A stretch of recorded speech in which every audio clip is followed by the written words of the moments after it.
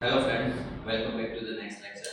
આપણે આગળના લેક્ચર જે છે એમાં ચેપ્ટર નંબર જે છે 6 અભ્યાસ કર્યો, જેમાં આનુવંશિકતા જે છે એનો આણ્વીય આધાર તરીકે કઈ રીતે જનીન દ્રવ્ય જે છે વારસામાં રહે છે એના માટે સંકળાયેલી વિવિધ પ્રક્રિયાનો અભ્યાસ કર્યો હતો. હવે એના પછી આપણે નેક્સ્ટ ચેપ્ટર જે છે ચાલુ કરી રહ્યા છીએ, જે એના આગળનું ચેપ્ટર છે, મતલબ કે 5th ચેપ્ટર આનુવંશિકતા અને ભિન્નતા જે છે એના સિદ્ધાંતો. ઇનડાયરેક્ટલી આપણને જે છે એક વિભાગની અંદર આનો સમાવેશ થાય છે. વિભાગનું નામ છે જીનેટિક્સ. બરાબર, એટલે આખા 12th જે છે એમાં સૌથી અગત્યનું ચેપ્ટર ગણી શકાય અને સમજવાની દ્રષ્ટિએ ખૂબ જ ઇન્ટરેસ્ટિંગ ચેપ્ટર. એટલે સૌથી પહેલા જે છે ચેપ્ટર જે છે નો અર્થ, અને આજે આખું ચેપ્ટર શરૂ કરતા પહેલા ચેપ્ટરમાં કેટલાક એવા વર્ડ્સ આવશે. વર્ડ્સ જે છે એનો અર્થ શું છે એના વિશે સામાન્ય માહિતી મેળવી લઈએ, અને ખાસ કરીને આ ચેપ્ટર જે છે એમાં બહુ બધા વૈજ્ઞાનિકોના નામ પણ આવશે. એટલે દરેક વૈજ્ઞાનિકો જે છે એનું કાર્ય કયું છે એ પણ પૂછાય છે, એટલે સાથે સાથે આપણે જોતા જઈશું. બરાબર, એટલે સૌથી પહેલા સ્ટાર્ટ કરીએ.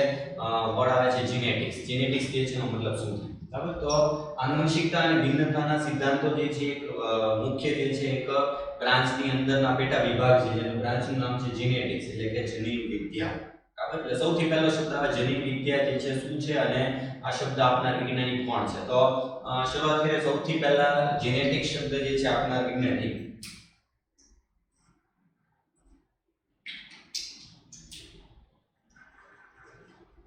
વિલિયમ બેટસન નામના વૈજ્ઞાનિકે સૌપ્રથમ જનીન વિદ્યા શબ્દ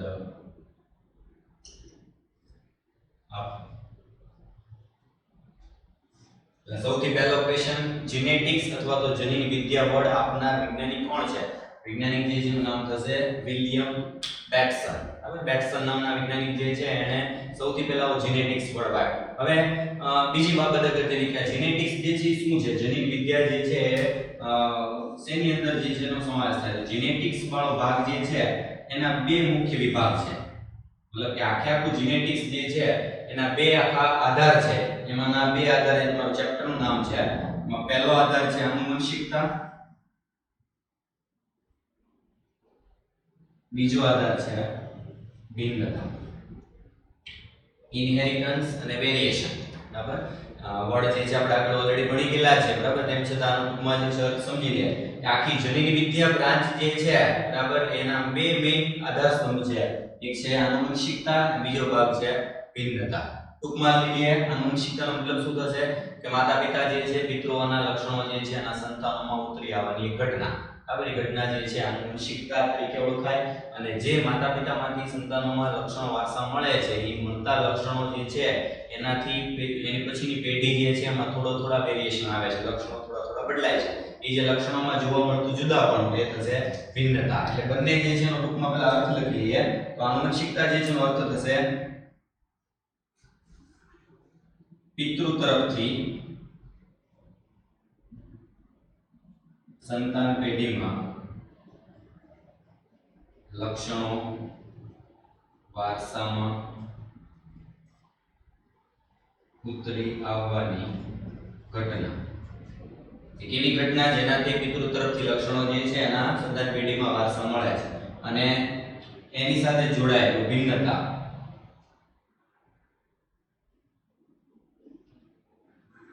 દરેક સજીવોમાં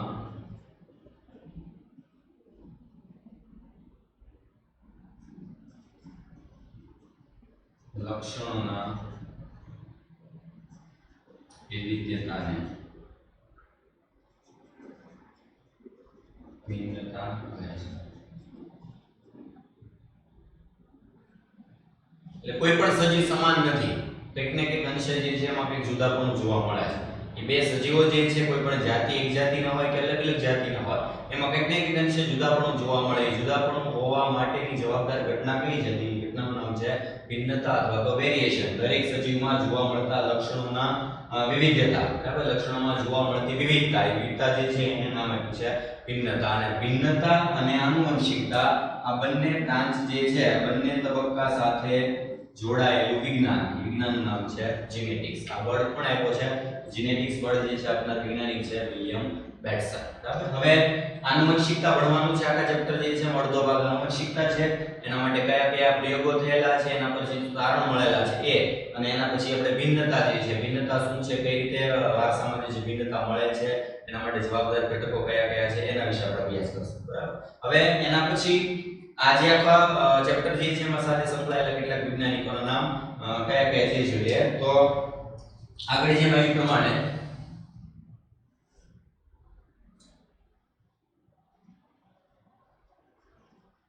જનીન વિદ્યાના પિતા એટલે કે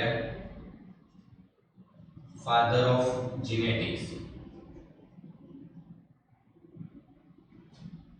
કોણ વ્યક્તિ એવા છે કે જેને જનીન વિદ્યા જે છે એનો ખૂબ જ ઊંડાણપૂર્વક અભ્યાસ કરેલો છે અને મોટાભાગના જે પ્રારંભિક સૌથી વધારે નિયમો આપેલા છે એવા જીનેટિક્સ જે છે એના પિતા ફાધર ઓફ જીનેટિક્સ જે છે એના તરીકે ઓળખાય છે.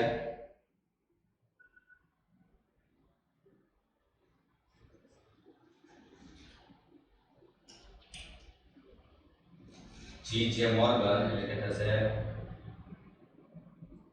Gregor Johann Mendel.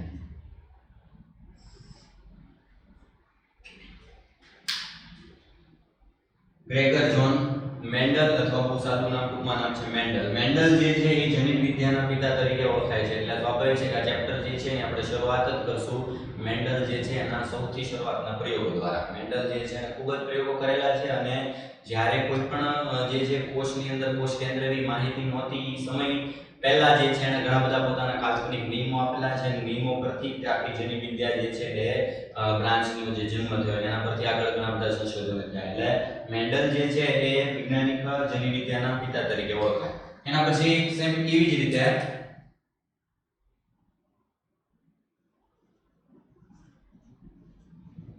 આધુનિક જનીન વિદ્યાના પિતા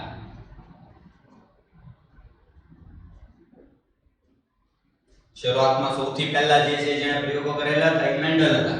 એમાં આધુનિકતા આવી. આધુનિકતાના આધારે જનીન વિદ્યા જે સમજાવનાર વૈજ્ઞાનિક તો આગળ જેમ શબ્દ આવ્યો છે પ્રમાણે જે આગળ આવી ગયા વિલિયમ બેટસન. વિલિયમ બેટસન જે છે એ આધુનિક જીવ વિજ્ઞાનના પિતા તરીકે ઓળખાય. મોડર્ન જે છે ફાધર ઓફ જીનેટિક્સ. અને એવી જ રીતે ત્રીજું આવશે પ્રાયોગિક જનીન વિદ્યાના પિતા.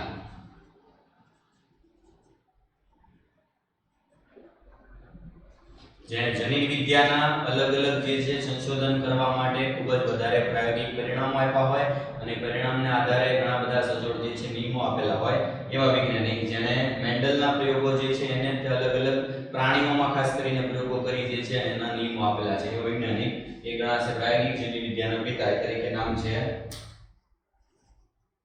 Thomas hunt Morgan. એટલે ટોટલ 3 વૈજ્ઞાનિક થશે. Gregor Johann Mendel. મેન્ડલ જે છે એ જીનેટિક્સ જે છે એના પિતા તરીકે ઓળખાય. વિલિયમ બેટસન જે છે આધુનિક જનીન વિદ્યાના પિતા છે અને થોમસ હન્ટ મોર્ગન. મોર્ગન અને મેન્ડલ જે છે ખાસ કન્ફ્યુઝન ના થાય યાદ રાખજો. ટીએચ મોર્ગન જે છે પ્રાયોગિક જનીન વિદ્યાના પિતા છે જેને ડ્રોસોફિલા ફળમાખીમાં ઘણા બધા પ્રયોગો કરેલા છે અને એના આધારે કેટલાક નિયમો આપેલા છે. આપણે આગળ ચેપ્ટરમાં અભ્યાસ કરશું. આની સાથે તે એક બીજો વૈજ્ઞાનિક જે છે લઈને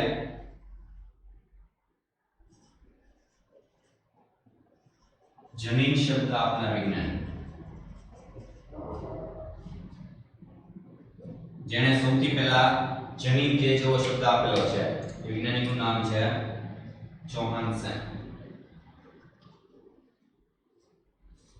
એટલે સાથે સાથે ફરીથી વૈજ્ઞાનિક જે છે એનું નામ યાદ રાખો. ટોટલ જે છે 4 વૈજ્ઞાનિક છે મેન્ડલ, વિલિયમ બેટસન, મોર્ગન અને જોહાન્સન. જોહાન્સન નામના વૈજ્ઞાનિકે સૌથી પહેલા જનીન જીન શબ્દ જે છે એનો ઉપયોગ કર્યો કે જેના પરથી ખ્યાલ આવ્યો કે જનીન જે છે મુખ્ય આખા આ જે જીનેટિક્સ જે છે એનો પાયાનો એકમ છે અને પાયાના એકમ દ્વારા આનુવંશિકતા જે છે બધી થાય છે. એટલે વૈજ્ઞાનિક જોડકા પ્રમાણે ક્વેશ્ચન પૂછાય છે. 4 વૈજ્ઞાનિકના નામ અને કોણ કોની સાથે જે સંકળાયેલું છે એના સાથે યાદ રાખવાનું છે. હવે આખા જેનેટિક્સ જે છે ચેપ્ટર 300 માં ચેપ્ટરમાં કેટલાક અમુક એવા શબ્દ આવશે જે શબ્દ પહેલા સમજવા જરૂરી છે, જેના આધારે આપણે એના પ્રયોગો જે છે એ સમજવાનો ટ્રાય કરશું. એટલે સૌથી પહેલા કેટલાક વર્ડ લઈએ. તો એમાં કારક એલ સૌથી પહેલો શબ્દ છે કારક. કારક જે છે એ શું છે, કોના આગળ? તો કારકનું નામ આપના વૈજ્ઞાનિક છે સૌથી પહેલા મેન્ડલ છે. મેન્ડલના કારકો તરીકે પણ ઓળખાય. મેન્ડલના કારકો જે અનુમાનિત આનુવંશિકતાનો જવાબદાર એકમ છે. સૌથી પહેલા કોઈ વૈજ્ઞાનિકે જો અભ્યાસ કરેલો હોય, બરાબર, કે કોના દ્વારા જે છે આનુવંશિકતા થાય, માતા પિતામાંથી લક્ષણો જે છે વારસામાં કોણ આપે છે, તો સૌથી પહેલા વર્ડ આપનાર વૈજ્ઞાનિકના મેન્ડલ. મેન્ડલે પોતે એક અનુમાનિત વર્ડ આપ્યો. વર્ડનું નામ હતું કારક અથવા એલેલ. એલેલ વર્ડ જે છે એ એવો વર્ડ છે કે જેણે માન્યું હતું કે આ શબ્દ જે છે કોઈ એવો એક ઘટક છે કે જે માતા પિતાના લક્ષણો એના સંતાન પેઢી જે છે આમાં વારસામાં ઉતારે છે. એવા ઘટક જે છે એનું નામ આપ્યું મેન્ડલના કારકો. એટલે કારક શબ્દ આપનાર મેન્ડલ, અને એ શું છે તો કે આનુવંશિકતાનો એક જવાબદાર એકમ. કે કોઈ એવો ઘટક છે, બરાબર, એ શું છે કોઈ એની સાબિતી નહોતો આપી શકે, અનુમાનિત ઘટક હતો, પણ એને એમ કીધું હતું કે આ ઘટક દ્વારા વારસામાં જે છે મળે છે, માતા પિતાના લક્ષણો વારસામાં જોવા મળે, જવાબદાર કારક જે છે શબ્દ વપરાય છે. કારક સાથે સંકળાયેલો વિજ્ઞાન. એના પછી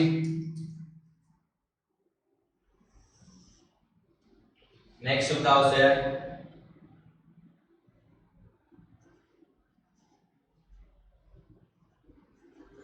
જનીન સ્વરૂપ. ઇંગ્લિશમાં નામ થશે જીનોટાઇપ.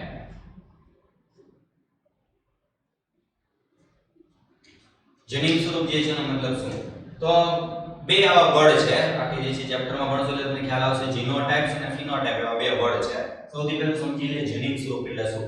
તો સમજી લો કે કોઈ પણ એક લક્ષણ છે શરીરમાં, એ લક્ષણ જે છે એના માટે જવાબદાર આપણા શરીરમાં ચોક્કસ એક જનીન આવેલું હોય. અને મેન્ડલે સૌપ્રથમ એવું કીધું હતું કે જનીન જે છે એ જોડમાં જ આવેલા હોય. જેમ આપણે જાણીએ છીએ કે રંગસૂત્રો જોડમાં હોય તો સ્વાભાવિક છે કે રંગસૂત્રનો એક બંધારણીય ભાગ જનીન છે. તો જનીનોની ચોક્કસ જોડ આવેલી હોય. એ જનીનની જોડ જે છે કઈ છે, એ જનીનની જોડના માટે શબ્દ વપરાણો જનીન સ્વરૂપ. એટલે આપણે બહુ સાદી ભાષામાં લખીએ તો થશે કોઈ પણ ચોક્કસ લક્ષણ માટે જવાબદાર જનીનનો પ્રકાર. લક્ષણ કયું છે અને એના માટે જવાબદાર જનીન કયું છે. અને જનીન માટે આપણે ચોક્કસ જે છે કેપિટલ અથવા સ્મોલ જે છે કેપિટલ અક્ષરનો ઉપયોગ કરીએ છીએ. બરાબર. ઉદાહરણ તરીકે જે ટેક્સ્ટમાં આવે છે ઉદાહરણ આપજો. જેમ કે ઉદાહરણ તરીકે વટાણાના છોડની લંબાઈ. આમાં જે ઉદાહરણ આવે છે ઉદાહરણ આપું છું. વટાણાનો છોડ જે છે ની લંબાઈ કેવી છે, તો કે લંબાઈ જે છે ના આધારે વટાણાના છોડ બે પ્રકારના છે. એક પ્રકાર છે ઊંચો છોડ, બીજો પ્રકાર છે નીચો છોડ.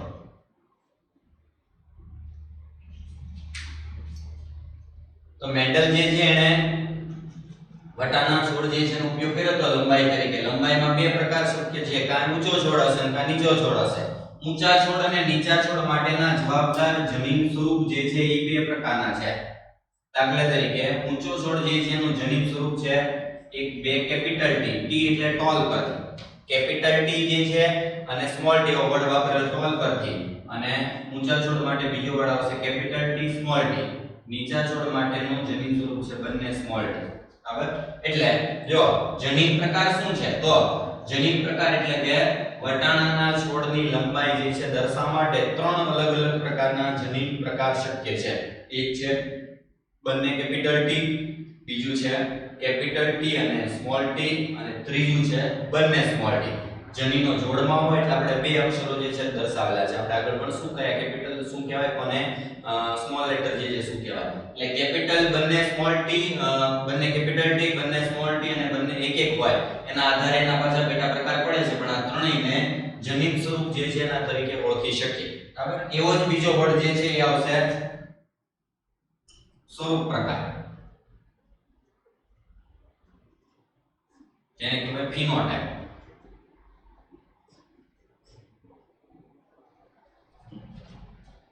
જનીન સ્વરૂપ એટલે લક્ષણો માટે જવાબદાર જનીન, જે આપણને દેખાય ને કોઈ પણ સજીવ હોય તેની અંદર લક્ષણ જે છે એના માટે જનીન હાજર હોય પણ આપણે જનીન ના જોઈ શકીએ.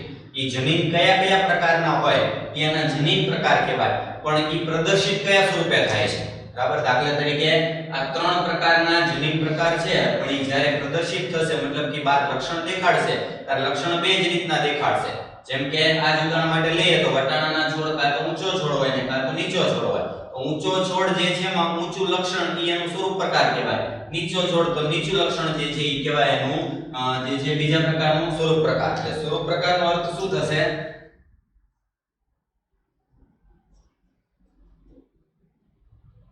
કોઈ પણ લક્ષણ કે જે બાહ્યાકાર રીતે અભિવ્યક્ત થાય છે તેનો પ્રકાર. બહારથી આપણને લક્ષણ અભિવ્યક્ત થાય છે કેવું દેખાય છે ઈ થશે એનો પ્રકાર. જેમ કે વટાણાના છોડ બે જ પ્રકારના હોય, કાં ઊંચો છોડ હોય કાં નીચો છોડ હોય. તો ઊંચું લક્ષણ જે છે એની લંબાઈ વધારે છે એ એક એનો સ્વરૂપ પ્રકાર થયો. બીજો સ્વરૂપ પ્રકાર કયો કહેવાય તો કે જે નીચા છોડ છે. બરાબર, જેમાં એની અંદર જનીન કયા છે આપણને ખબર નથી, પણ એની અંદરના જનીન જોઈએ તો જનીનના પ્રકાર જે છે એ થશે એના જનીન સ્વરૂપ. એટલે બે વર્ડ આવશે, જીનોટાઇપ અને ફિનોટાઇપ. બરાબર, આ જે ભાગ જે છે એમાં ઉદાહરણ તરીકે આ જે ભાગ લીધા ઉદાહરણ તરીકે આપણે તો એનું ઉદાહરણ લઈએ. વટાણાના છોડની લંબાઈ, એમાં બે જ પ્રકાર આવશે, એક થશે ઊંચા છોડ, બીજા આવશે નીચા છોડ. બીજો એક પ્રકાર શક્ય નથી. સ્વરૂપ પ્રકાર કયા થાય? બે, કાં ઊંચો છોડ હશે કાં નીચો છોડ. એ બંને જે છે એના સ્વરૂપ પ્રકાર ગણાશે. પણ આવા સ્વરૂપ દર્શાવવા માટે જનીન કયા કયા જવાબદાર છે એ જનીન જે છે એને કહેવાય એના જીનોટાઇપ, જે અલગ અલગ પ્રકારના હોઈ શકે. બરાબર, એટલે બે વર્ડ થશે જનીન સ્વરૂપ અને સ્વરૂપ પ્રકાર. એટલે કે જીનોટાઇપ અને ફિનોટાઇપ. ઇંગ્લિશ અને ગુજરાતી બંને વર્ડ જે છે સાથે યાદ રાખવાના. બરાબર, એના પછી આગળ જોઈએ તો નેક્સ્ટ વર્ડ છે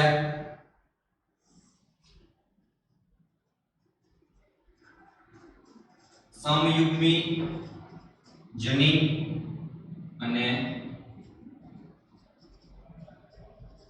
વિષમયુગ્મી જનીન. અગત્યનો ભાગ છે. જો સમયુગ્મી જનીન અને વિષમયુગ્મી જનીન એટલે શું?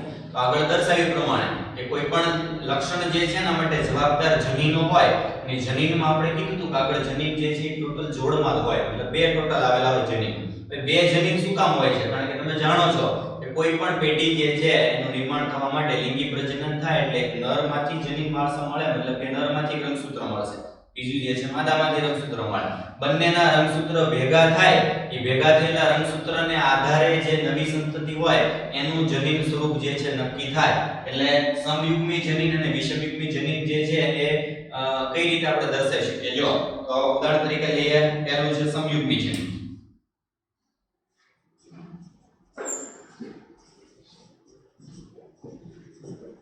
સમયુગ્મી જનીન સ્વરૂપ. તો એનો અર્થ લખીએ.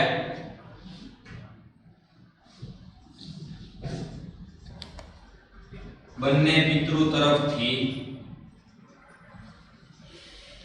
વારસામાં મળે જનીનો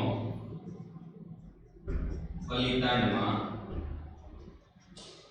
સમાન પ્રકારના હોય તો તેવા જનીનની જોડને સમયુગ્મી જનીન કહે છે. એટલે ખાસ વ્યાખ્યા રાખજો, જો સમજી લેજો. સમયુગ્મી જનીન એટલે શું? માતા પિતા બેયમાંથી અલગ અલગ જે છે રંગસૂત્રો વારસા મળેલા છે. એ વારસા મળેલા રંગસૂત્રમાં તમને ખ્યાલ છે કે રંગસૂત્રોની જોડ બનવાની છે.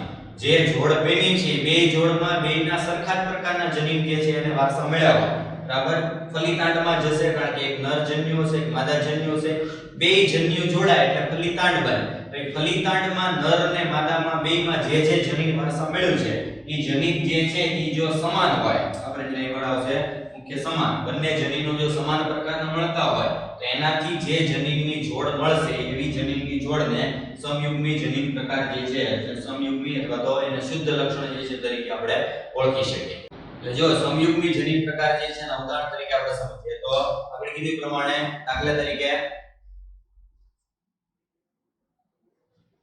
વટાણાના છોડની લંબાઈ જે છે એમાં દાખલા તરીકે બે પ્રકારના રંગસૂત્ર જે છે અલગ અલગ પિતૃ પેઢી જે છે એમાંથી વારસા મળેલા છે એક જે છે નર જન્યુ બીજું મળેલું છે માદા જન્યુ બંને જન્યુ જે છે જોડાય એ નિર્માણ થાય ફલિતાંડ આગળ શું કીધું જો કે ફલિતાંડમાં બંને જન્યુમાંથી મળેલા જનીનનો પ્રકાર બરાબર નર જન્યુ અને માદા જન્યુ હવે નર જન્યુમાંથી મળેલું વારસામાં આવેલું એક જનીન છે દાખલા તરીકે કેપિટલ T માદા જન્યુ જે છે એમાંથી વારસા મળેલું જનીન છે કેપિટલ T તો આ જે ફલિતાંડ જે છે મતલબ કે જે છોડ મળશે એ છોડમાં એનો જનીન પ્રકાર જે છે એ થશે બંને કેપિટલ T અને બંને કેપિટલ T જ્યારે બંને પ્રકારના જનીનો સમાન હોય તો આવા પ્રકારના જે છે એ જનીનને કહેવાય સમયુગ્મી જનીન તો બીજો આનાથી ઓપોઝિટ એક્ઝેક્ટ એ તમને આના પરથી ખ્યાલ આવી જાય જો એટલે સેમ પછીનો ભાગ થશે વિષમયુગ્મી જનીન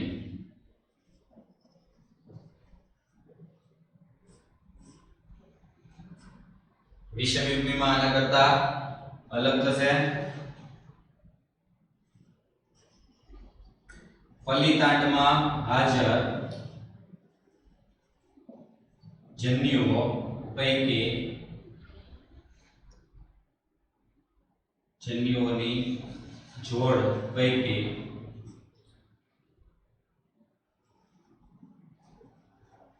એક જન્યુ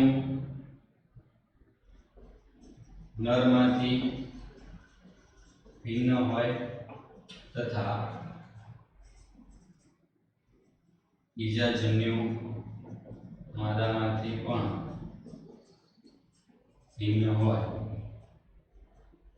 તેવી જનીનની જોડને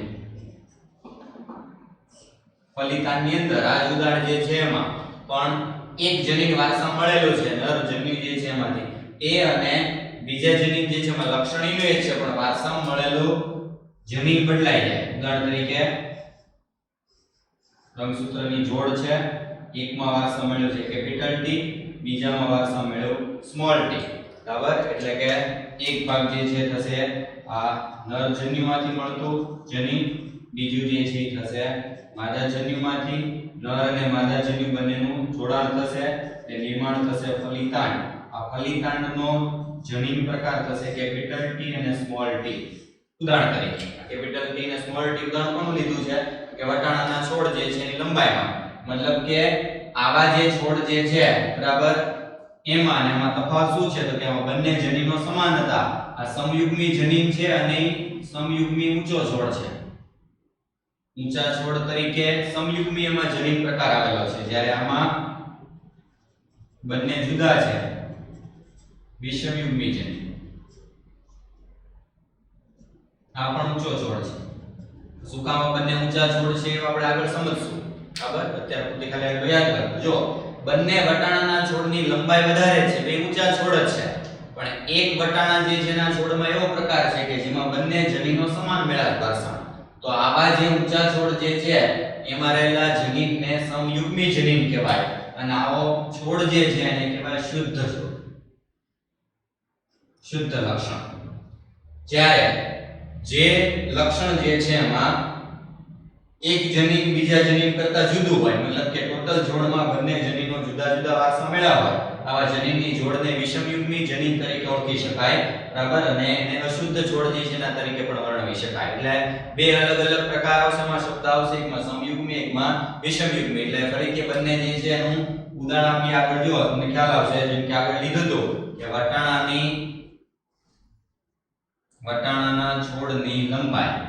વટાણાના છોડની લંબાઈ જે છે એમાં આગળ મેં કીધું તે પ્રમાણે કે બે પ્રકારના વટાણાના છોડની લંબાઈ હોઈ શકે જેમ કે એક છે ઊંચો છોડ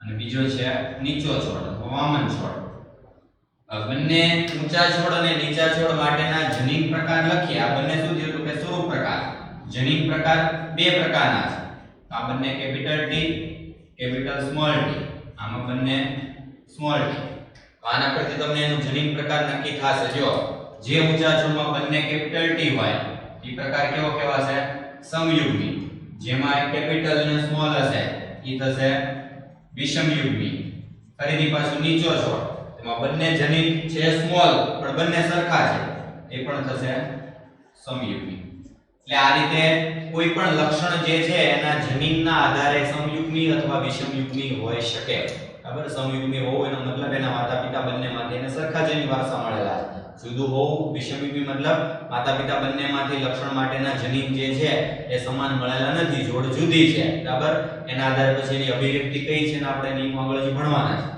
પણ ટૂંકમાં અત્યારે આ જે છે એટલા શબ્દો યાદ રાખજો એટલે સૌથી પહેલો વર્ડ જે છે આગળ આપણે ક્રમમાં લીધા પ્રમાણે કારકો મેન્ડલે કારકો શબ્દ આપેલા છે કારકો પછી ભાગ લીધો છે આપણે જનીન સ્વરૂપ અને એટલે કે ફિનોટાઇપ અને જીનોટાઇપ ફિનોટાઇપ જે છે એનો મતલબ શું થશે તો કે લક્ષણ કેવું દેખાય છે બહાર કયું લક્ષણ આપણને દેખાય છે એનું ફિનોટાઇપ છે અને એ લક્ષણ માટે જવાબદાર જનીનનો પ્રકાર કયો છે એ થશે એનો જીનોટાઇપ એટલે કે એની અંદરનો જનીન પ્રકાર જે છે પછી એમાં બે પ્રકાર પાછા જોયા કે જનીન પ્રકાર બે રીતે હોઈ શકે સમયુગ્મી હોઈ શકે અને વિષમયુગ્મી જો બંને પિતૃમાંથી સમાન જનીન મળતા હોય તો એ સમયુગ્મી કહેવાય જો બંનેમાંથી વારસા મળતા જનીન જુદા જુદા મળતા હોય બરાબર એવા પ્રકાર જે છે એને વિષમયુગ્મી તરીકે લઈ શકાય એટલે આવા જે બધા વર્ડ જે છે એના આધારે આગળ આપણે શબ્દ આવશે એના આધારે તમારે સમજવાનું છે કે કઈ રીતના જનીન સ્વરૂપ અને આ પ્રકાર નક્કી થાય છે એના માટે મેન્ડલ જે છે ને કયા કયા નિયમો તારવેલા છે અને અલગ અલગ પ્રયોગોને આધારે આપણે એનું તારણ સમજીને સમજશું કે કઈ રીતે આ બધા સમયુગ્મી અને વિષમયુગ્મી જનીન પ્રકાર જે છે નક્કી થાય છે એટલે સૌથી પહેલા ચેપ્ટર જે છે ને શરૂઆત થશે મેન્ડલ જે છે એના પ્રયોગો મેન્ડલે પ્રયોગ શેના પર કરેલો છે શું કામ જે છે એને કયા છોડનો ઉપયોગ કર્યો છે શું પરિણામ મળ્યું હતું અને પરિણામ પરથી એના કયા કયા નિયમો જે છે તારવેલા છે એ આપણે આના પછીના આગળના લેક્ચર જે છે એમાં અભ્યાસ કરશું